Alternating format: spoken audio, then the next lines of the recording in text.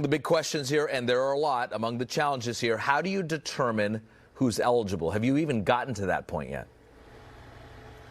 We did. So in March, we did decide who the community of eligibility would be in the state of California. What we decided was that eligible Californians would have to identify as African American and be able to establish their lineage to African Americans who were enslaved in this country, or be the descendants of African Americans who existed, in this country up until the early 1900s. Is that hard to do? And forgive me if that's a naive question. It isn't hard to do, and it's important that we state that clearly.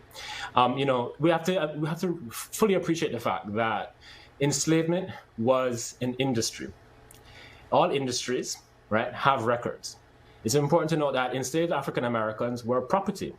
As property, they showed up on various registers. They showed up in various accounting books. And so we do actually have a fairly, feasible and certainly legitimate means of tracing people's lineage back to this time that we have identified that determines the community of eligibility. It is painful, but very good information. One final question. When's our next time we will talk? What's the next step here that we need to know about?